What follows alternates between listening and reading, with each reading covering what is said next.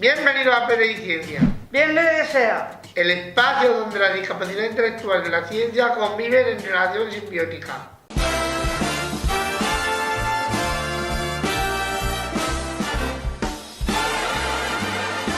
¿Qué pasa, Lumi? Aquí estamos. Esta vez hemos preparado un programa especial sobre Spacing, la red inclusiva del espacio. Este evento pionero se celebró el 5 de junio de 2017 en el Centro Europeo de la Astronomía Espacial de la Agencia Espacial Europea, en Madrid. Nos invitaron a estrenar este programa.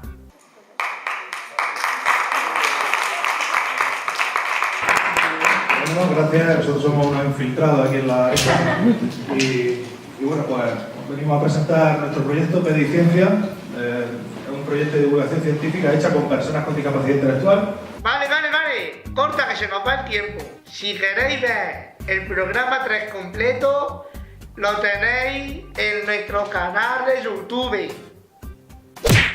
Veamos el reportaje sobre el resto de contenidos que nos ofreció Spacing.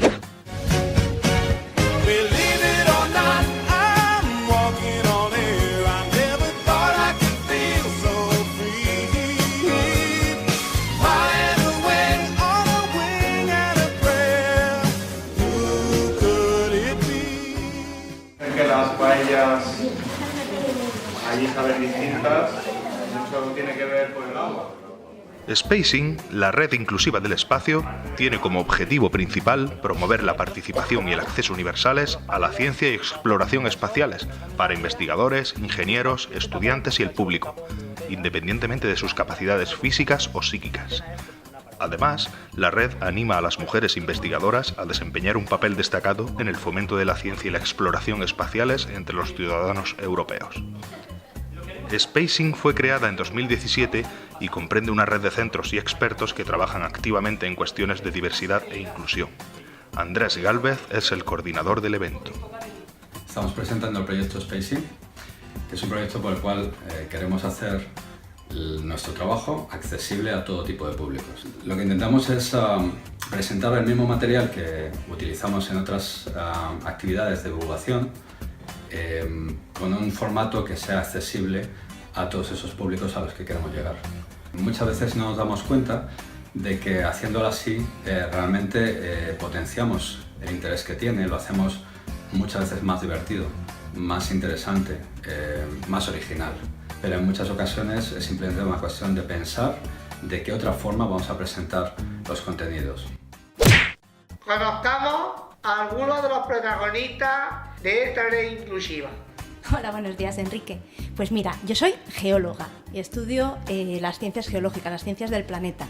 Me dedico a enseñar a los chicos que vienen a la universidad, pero también a cualquier tipo de persona que esté interesada, cómo funciona nuestro planeta y también cómo funcionan otros planetas. Por eso hoy estamos aquí, para ver lo que sería la planetología comparada. Y para ello intentamos hacer que llegue a todo tipo de público. Queremos que llegue a cualquier persona independientemente de sus capacidades. Y por eso hemos creado una asociación que se llama Ciencias sin Barreras. En los últimos tiempos están surgiendo muchas actividades en las cuales la inclusividad y el diseño universal y la ciencia para todos son importantes. PD y Ciencia es una de ellas. También estoy hablando aquí ahora como responsable de Ciencias sin Barreras, otra actividad que es una asociación en la cual pues estamos preocupados porque la ciencia, algo que es un derecho de toda la sociedad, sea accesible a todo el mundo. Háblanos del proyecto Ciencias sin Barreras.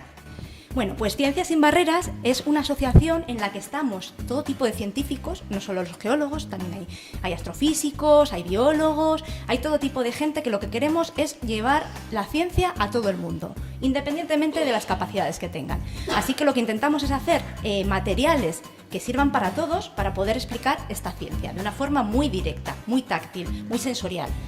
Yo realmente animo a todos los científicos y a todas las personas que se dedican a la divulgación o a los contenidos científicos en general a que incluyan, a que sean inclusivos y a que se den cuenta que el conocimiento que tenemos, que ser científico es una responsabilidad, no es solamente un trabajo, es una responsabilidad para la sociedad y que debemos de intentar que lo que sabemos llegue a la mayor cantidad de gente posible, incluyendo a las personas con diversidad funcional.